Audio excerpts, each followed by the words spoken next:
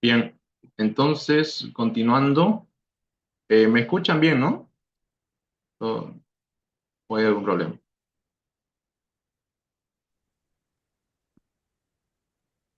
Se ¿Se escucha? escucha. Sí.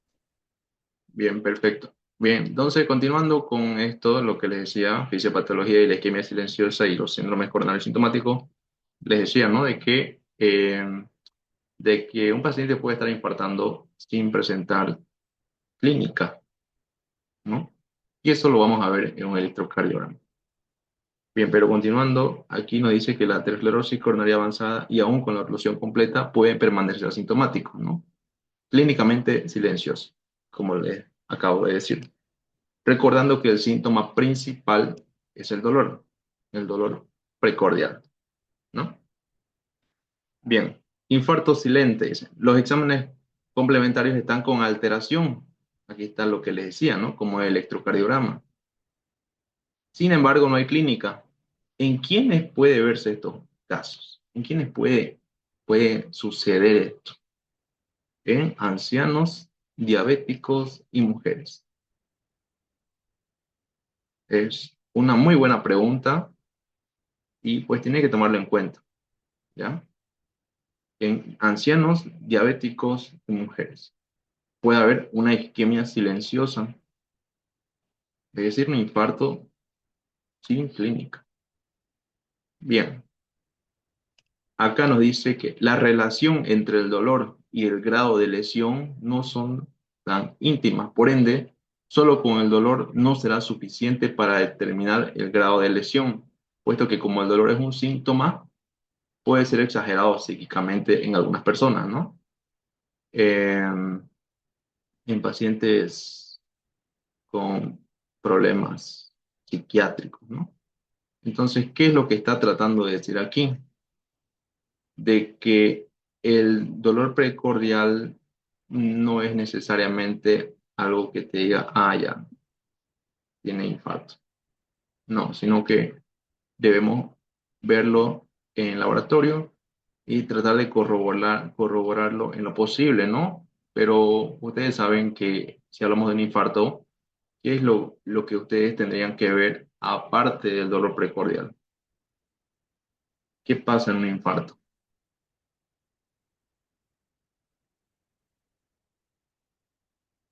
¿Se acuerdan de la extensión del dolor hacia el cuello, hacia el brazo izquierdo sobre todo, ¿no? Incluso en la espalda puede llegar a irradiarse, sobre todo en personas mayores. A la espalda se irradia sobre todo en las personas ancianas. Bien, entonces ustedes tienen que tomar en cuenta todos esos detalles, ¿ya? Ahora dice, ahora hablando de un paciente que presenta el dolor, ¿por qué hay dolor? Por la isquemia.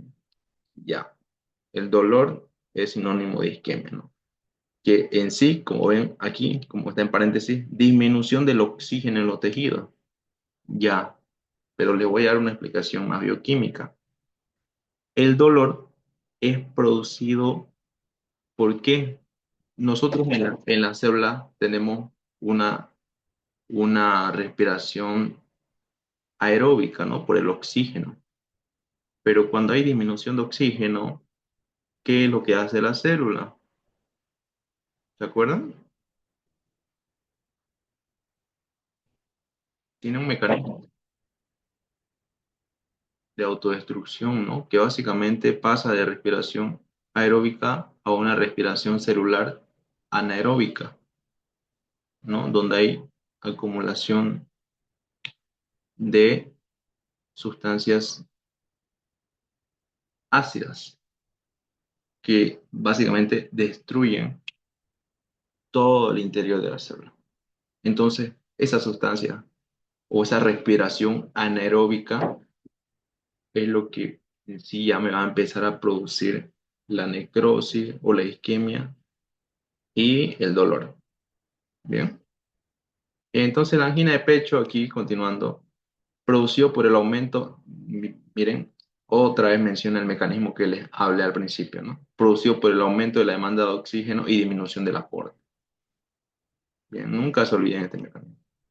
Es importante aclarar que este es el mecanismo más frecuente de la angina de pecho, es importante aclararlo. ¿Por qué? Porque no solo vemos angina en esta coronariopatía, sino también en estenosis aórtica.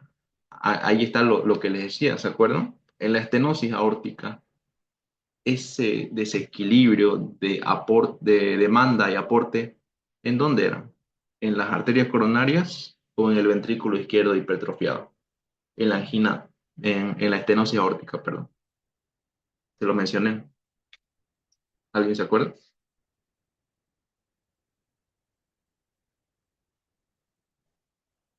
Ventrículo izquierdo. Exactamente. En el ventrículo izquierdo hipertrofiado. Recuerden que en una estenosis aórtica, ¿qué tipo de hipertrofia hay? ¿Concéntrica o excéntrica? Es, es concéntrica.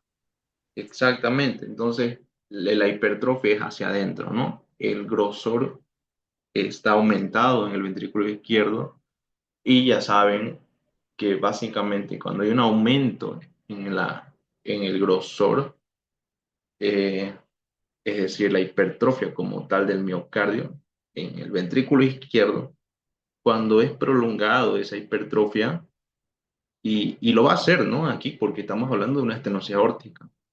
Entonces, cuando es prolongado en el tiempo, va a requerir más oxigenación para que mantenga esa capacidad contráctil, ese ventrículo izquierdo. Y al requerir más oxigenación, pues, ¿qué significa? De que las arterias, pónganle la coronaria izquierda, ¿no? Que es la que irriga la parte izquierda, sus colaterales van a ramificarse, que son conocidos como ¿cómo se llama? Las coronarias, no, ¿cómo se llama? El riego coronario de reserva. Básicamente son arterias que se expresan cuando hay un aumento de demanda de oxígeno. Entonces, a ramificarse esas arterias colaterales, va a aumentar la demanda de oxígeno. Entonces, eso es lo que me va a producir la angina de pecho. ¿En dónde? En la estenosis aórtica. ¿Ya? Y eso es a nivel del ventrículo izquierdo hipertrofiado. Bien, importante dice aquí. En la insuficiencia aórtica, ya no estenosis, en la insuficiencia aórtica igual a nivel coronario, pero no es por obstrucción. Ya. En la insuficiencia aórtica, ese desequilibrio que tanto les estoy mencionando es a nivel de las coronarias. ¿Por qué? Porque la sangre, o sea, la fracción de eyección o el volumen sistólico, como quieran, que es eyectado del ventrículo izquierdo va a refluir, porque saben que una insuficiencia es un defecto en el cierre de la válvula. En cambio, una estenosis, un defecto en la apertura, ¿no? Entonces, como no, en el caso de la insuficiencia aórtica, como va a haber un defecto en el cierre, se van a mantener abiertas y va a refluir ese volumen sistólico, que se va a convertir en un volumen telesistólico, ¿no? Obviamente, eso ya lo saben. Cosa que va a disminuir básicamente la fracción de eyección y la sangre que se eyectó por prioridad fisiológicamente se va a distribuir a la periferia del cuerpo y va a quedar muy poco para las coronarias. Entonces, básicamente, esa es la explicación de por qué se produce la angina de pecho en una insuficiencia aórtica. Porque hay disminución del riego coronario, simple y sencillamente. Y el mecanismo es simple. Aumento, o bueno, en este caso, ¿cómo sería el mecanismo? Disminución, bueno, claro, disminución del aporte de oxígeno, ¿no? Principalmente. Pero ustedes tienen que tener idea de que el mecanismo siempre va a ser así, ¿no? Aumento de la demanda de oxígeno y disminución del aporte. Bien. ¿Alguna pregunta hasta aquí? ¿O todo claro? Si quieren que repita algo, me dicen, ¿no?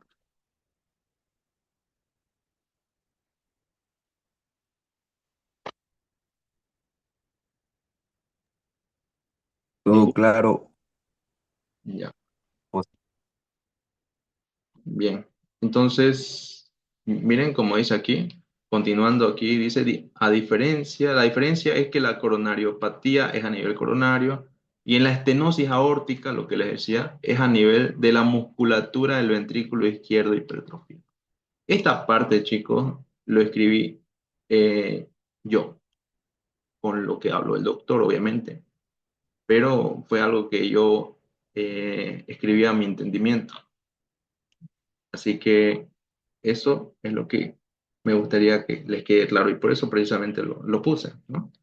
Para que tengan una idea fundamental para entender el porqué de las anginas en la estenosis y en la insuficiencia.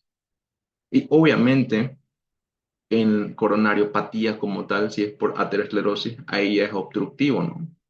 Eso obviamente ahí ya es en las coronarias, pero ya es por la placa. Bien, en la clínica, aquí dice angina de pecho, los episodios se producen temprano por la mañana o poco después de levantarse, incluso en la noche, si es un proceso grave. Muchos episodios son silenciosos y se deben a estrés emocional y mental, ¿no? Aquí entra la parte psíquica. Recuerden de que en qué tipo de angina necesitábamos esas emociones fuertes y el esfuerzo físico Estable. en la angina estable, No. ¿no? En la inestable era el reposo de forma repentina, ¿no? Y súbita. Bien, ahora esto chicos, igual, esto es muy importante que lo sepan, todo lo que estoy subrayando. ¿Por qué les digo? Esta parte de aquí, por ejemplo, aturdimiento miocárdico, una vez el doctor me lo preguntó, o sea, yo no sé si lo comenté, una vez yo fui con él a ver pacientes, no sé si fui el único, pero yo fui con él después de la práctica y fuimos a un servicio, cosa que el doctor me mostró un electro, me dijo que ve ahí, yo no sabía, la verdad. Y él me dijo, esto es un aturdimiento miocárdico. Yo no sabía qué era eso. Pero ya después lo investigué y ya lo entendí bien. Pero antes de llegar a esto, vamos a hablar de la hibernación miocárdica.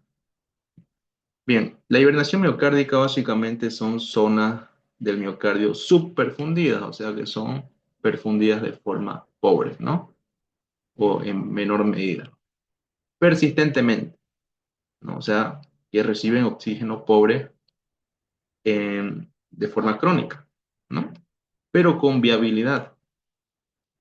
Es decir, que aún no murieron estas células miocárdica. Esta parte igual yo lo escribí por si acaso. Creo que se nota cuando uno lo transcribe. Entonces, continuando, dice, sin embargo, esta condición puede desarrollar una disfunción. Ah, no, esto ya está en la diapositiva. Puede desarrollar una disfunción contráctil sostenida, ¿no? Obviamente porque el oxígeno que está llegando es pobre. Y me va a producir una disfunción sistólica, ¿no? Ya saben que la disfunción sistólica se caracteriza ¿por qué? Por un inotropismo reducido, ¿no? Entonces, y posteriormente una insuficiencia ventricular izquierda. Bien, esta parte es la que yo complementé. Para entenderlo mejor, podemos recordar que el infarto cerebral en el infarto cerebral ocurre algo prácticamente igual a la hibernación miocárdica, simplemente que recibe el nombre de penumbra isquémica.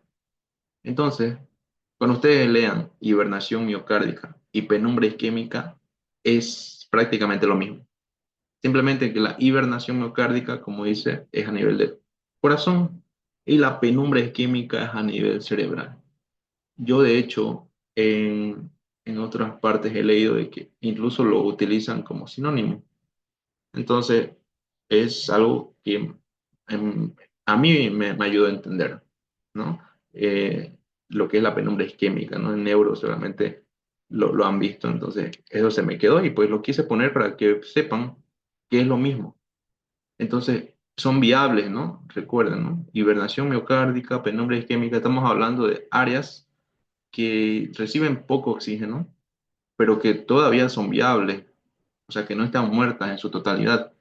Entonces, ¿qué es lo que nosotros tenemos que hacer?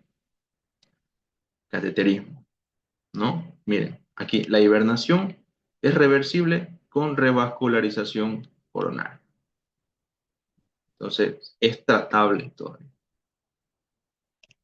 Pero hay un tiempo límite, así que no es como que todo el tiempo va a estar viable. Aturdimiento miocárdico es la disfunción contráctil persistente, en este caso no es permanente, sino episódico. Esta definición sería bueno que lo tengan en mente y lo busquen en el electro. El electro tiene una característica que ahorita no me acuerdo, pero que es fácil interpretarlo en realidad, el electro. Aturdimiento miocárdico, disfunción contráctil persistente. Esa es la, la definición como tal. Entonces, en este caso no es permanente, sino episódico. Bien. La muerte súbita puede ser la primera manifestación de coronariopatía. ¿En qué caso? En un infarto agudo de miocardio, ¿no? Claro, un infarto agudo de miocardio previo y disfunción ventricular izquierda de grado moderado e intenso. Bien. La muerte súbita, a ver, recordando, la muerte súbita es generalmente ¿en quién podemos ver muerte súbita? ¿De acuerdo? ¿En qué paciente podemos ver?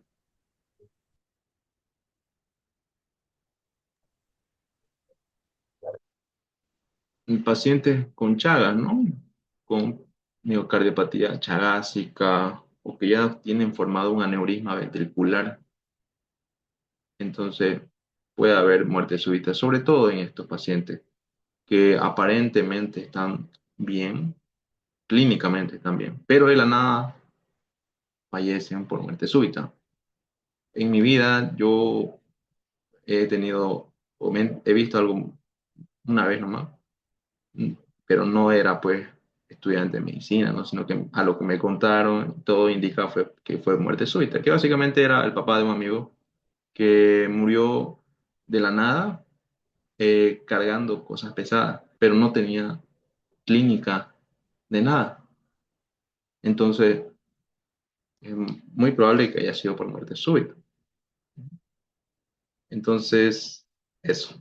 Y la angina de pecho estable, estas son las bases del diagnóstico. No he visto que preguntó esto, pero puede preguntar, ¿ya? Puede preguntar. En algunas P de años pasados sí lo he visto. Así que ustedes tienen que saber cuáles son las bases para el diagnóstico de una angina de pecho estable. El dolor torácico precordial, estrés o ejercicio, ¿no? Recuerden que la angina de pecho estable requiere de estos factores, ¿no? Del estrés o el ejercicio o el esfuerzo, ¿no? Se alivia con reposo rápidamente o con nitratos. Con reposo, ¿no? Sobre todo en unos cuantos minutos. Bien, ese es un criterio. El siguiente es la evidencia en electrocardiograma o gamografía durante las pruebas de dolor o estrés. Eso en la fase aguda. Eso de la evidencia en el electro es un poco complicado porque muy pocas veces vos vas a poder hacer un electro rápidamente a una persona que le esté doliendo el pecho, ¿no? Otros van al hospital después de horas inclusive. Entonces, pero puede pasar, ¿no? De que en tu consulta vos presencies, digamos, le estás haciendo unas cuantas preguntas y de la nada le empieza a doler el pecho. Y pues lo más adecuado ahí es hacer un electro, ¿no? Porque ahí es justo donde más se va a evidenciar la alteración electrocardiográfica. Y ya vos ya vas a poder tranquilamente tratarlo, ¿no? Con, con algunos vasodilatadores. Demostración de enzimas también. Ya. Aquí abajo dice, para hacer diagnóstico de infarto, eh, ahora, aquí hay algo que se han notado, miren, el primer criterio es como para una angina de pecho estable, ¿no? El segundo también lo es, pero el tercero es más para el inestable, la demostración de enzima, pero también puede elevarse en la estable. Entonces, Aplica para los dos en sí. Pero el primer criterio es sobre todo para angina estable, ¿no? Ya si fuera inestable, ya sería un dolor precordial repentino y en reposo. ¿Ya? Esa es la única diferencia. Bien, aquí abajo dice, para hacer diagnóstico de infarto, dos de estos factores son suficientes. Clínica más enzimas o electro más enzimas. Pero siempre las enzimas, ¿ya? Siempre. Las enzimas son la base, ¿no? En infarto van a ver que está la troponina. Bien. Demostración angiográfica también. No, pero esto no es ya tanto un criterio. Esto es como ven aquí en paréntesis, no se puede hacer en todos lados, ¿no? Entonces la demostración angiográfica ya son en pacientes que ya tienen un tratamiento previo, o que, ¿cómo les puedo decir? Que han tenido varias recidivas de angina. A eso sí, ya sí o sí hay que hacer una demostración geográfica. Y digo sí o sí porque no siempre son personas que tienen acceso a hacerse este estudio. ¿Bien? Pero si tienen harta recidiva de angina de pecho, lo más recomendable es que se haga una geografía y se pueda tratar, ¿no? Se pueda poner esas mallitas de stent, ¿no? Para dilatar las arterias. Bien, pocas veces hay angina con coronarias angiográficamente normales y sin otras causas identificables. A esto es el denominado síndrome X, eh, que son de buen pronóstico. Es raro, esto es muy, muy raro. Me acuerdo que el otro año en un caso clínico yo puse síndrome X, pero no era la respuesta. Así que indague más en este síndrome X para que salgan de dudas. ¿Ya? Datos clínicos, circunstancias que precipitan o alivian la angina. Esto es lo mismo, básicamente. Y aquí, la ubicación y radiación. Esto es lo que quiero que se quede con ustedes. 80-90% detrás o ligeramente a la izquierda de la parte medial del esternón. Es más frecuente la radiación hacia el hombro y la parte superior del brazo izquierdo, como les decía. En ocasiones se siente primero en la mandíbula. Sí, en la mandíbula suele ser el primer lugar. Y aquí no igual las características del dolor. Dolor de tipo opresivo, un ardor, sensación de sofoco. ¿Bien? Y durante los ataques, dice, si no hace ningún esfuerzo violento, es poco probable que tenga una crisis de angina y se da a los 3 minutos. Es decir, que si no hace ningún esfuerzo violento, no, obviamente estamos hablando ya de pacientes de que si no están haciendo un sobreesfuerzo físico, ¿no? Exagerado. En estas personas, si no lo hacen, si hacen solamente esfuerzo como de correr, trotar, a eso sí se va a ceder la angina en 3 minutos, ¿no? Entonces, como dice aquí, depende de la actividad física y de la posible lesión preexistente, ¿no? Obviamente, cuando dice posible lesión preexistente, estamos hablando de pacientes que ya hayan cursado antes con angina de pecho. ¿Bien? Y después aquí dice el carácter de la persona. Si es un paciente que emocionalmente es inestable, ¿no? Aquí podría ser un poco ya hablar del aspecto psicológico del paciente, o psíquico, ¿bien? La ira también, bueno, eso ya son emociones fuertes, ¿no? Efecto de la nitroglicerina, factores de riesgo, su ausencia no excluye la angina. Eso es muy importante, ¿no? Puede estar normotenso y sufrir una angina de pecho.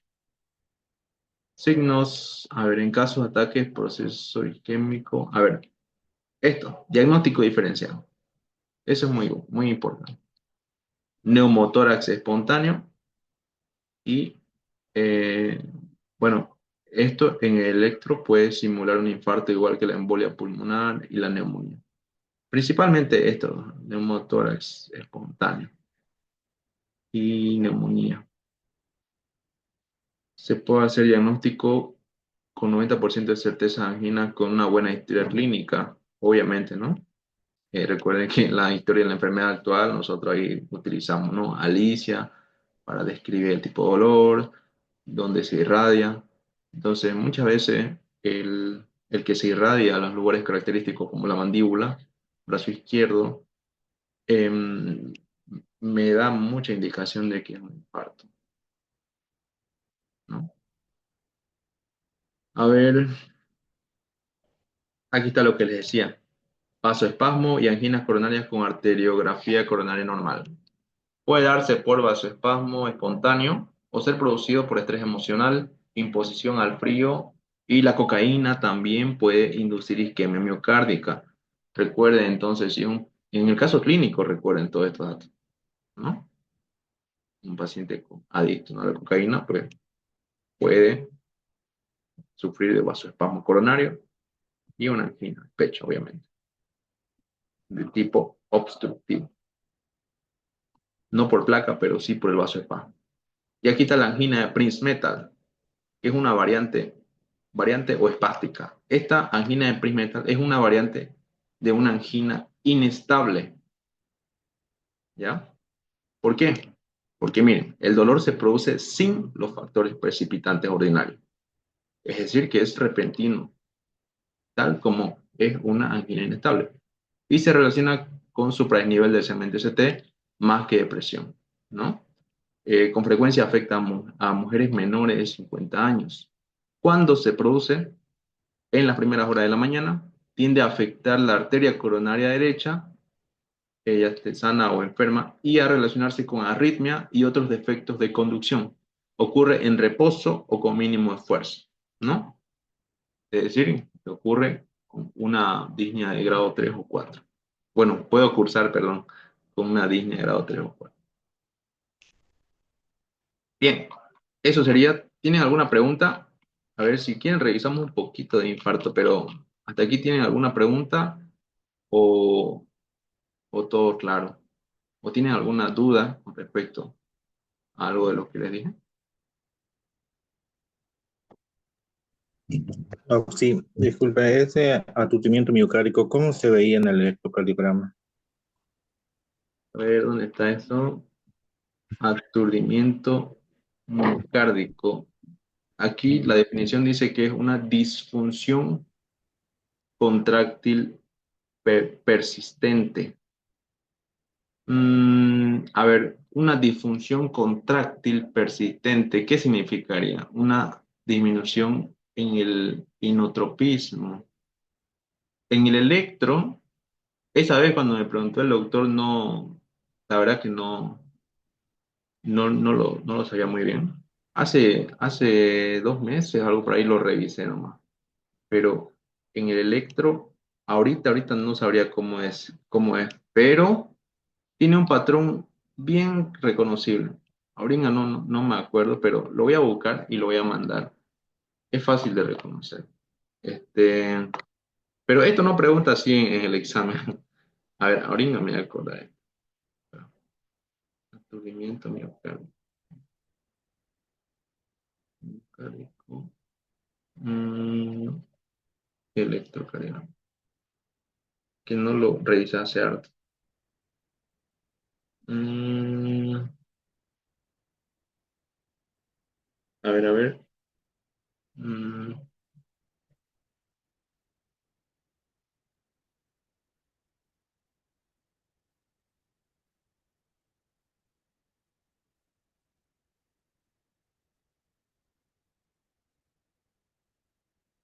eh, bueno, según esto, es como, casi como un infarto en el electro.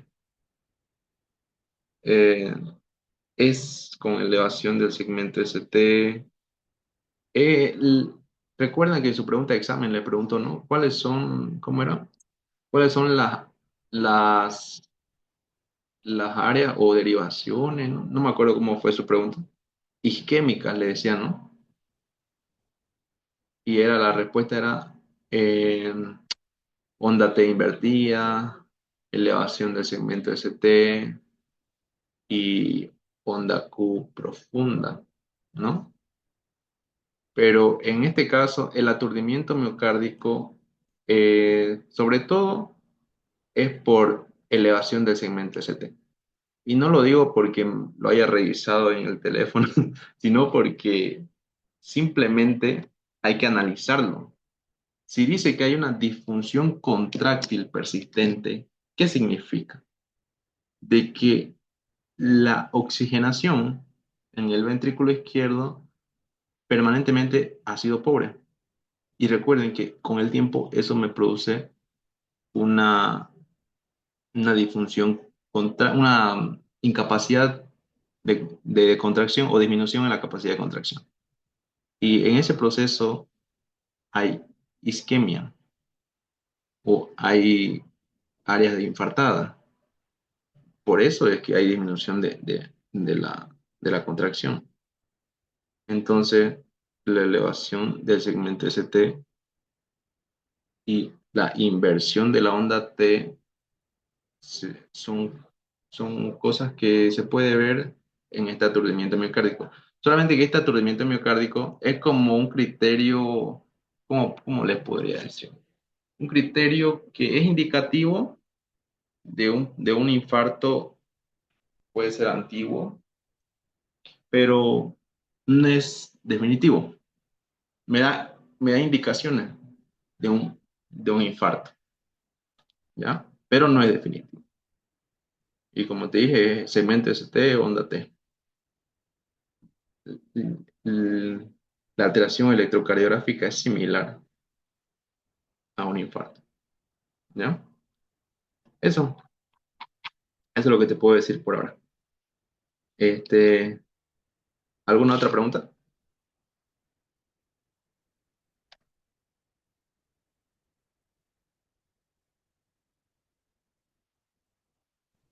Em,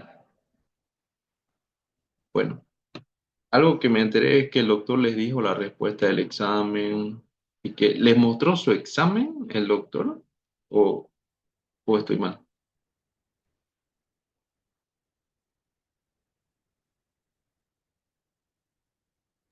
Sí, nos mostró el examen a todos los que estamos presentes.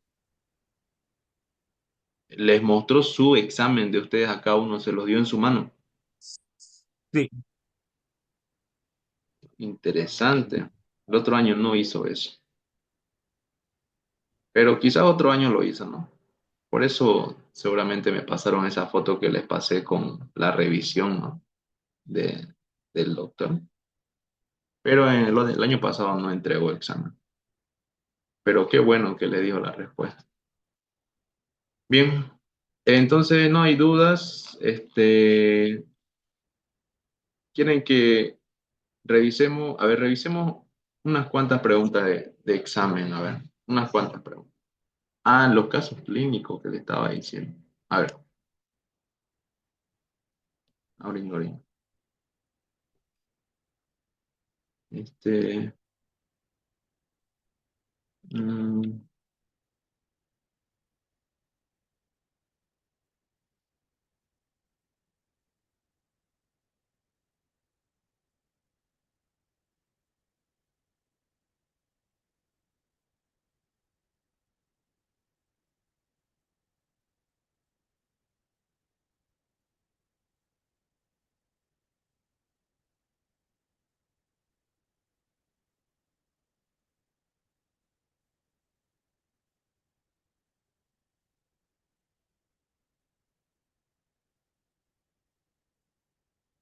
bien, ahora sí. A ver, lo tengo. Ya, ya. Ahora sí. Se ve mi pantalla, estoy mostrando la foto de un examen. Se ve, ¿no? Uy, uy, perdón. Hola, ¿me escuchan? sí, se ve claro. Bien. Vámonos directo a los casos clínicos, ¿ya? Esto es lo que quiero resolver. Son lo más sencillo que he visto ahorita. Lo otro está un poco más complicado. Bien, empecemos por la parte de abajo. Miren, paciente, digo, varón de 70 años con diagnóstico de insuficiencia mitral que presenta soplo sistólico eyectivo aórtico que irradia a los vasos del cuello. Bien, es un paciente que ya tiene insuficiencia mitral, pero aparte de eso tiene un soplo sistólico eyectivo aórtico. ¿Qué sería? ¿Una estenosis o una insuficiencia aórtica? ¿Qué creen? Una estenosis. Exactamente, una estenosis aórtica, ¿no? Ahora, dice lo que te pide aquí es diagnóstico funcional y anatómico. Lean bien lo que les pide. Ya, lean muy bien lo que les pide. Yo me acuerdo que yo una vez puse una respuesta nomás y me estaba pidiendo diagnóstico funcional y anatómico. Ahora, ahora, ¿cómo sería la respuesta en este caso? Bien, aquí hay una lesión mitroaórtica, ¿no? Porque hay una lesión mitral y aórtica, pero este, si es diagnóstico funcional, yo le pondría eh, lesión mitroaórtica, paréntesis, valvulopatía combinada en diagnóstico funcional. Y anatómico, le pondría una estenosis aórtica calcificada. Esa sería mi respuesta en el diagnóstico funcional y anatómico. En el anatómico sería una estenosis aórtica calcificada. Bien. Y recuerden que en estenosis aórtica está ese soplo eyectivo. ¿Ya? Y tienen que recordar la clínica de las otras valvulopatías, porque en este caso clínico de aquí vamos a ver lo siguiente. Miren, hombre de 60 años que presenta dolor precordial a los esfuerzos grandes. Aquí hay una triada, miren, a los esfuerzos grandes, cansancio y síncope. Se escucha a la oculta clic en segundo espacio intercostal derecho, o sea, en el foco aórtico. Esto es una triada lo que me acaba de mencionar. ¿Se acuerdan de cuál valvulopatía?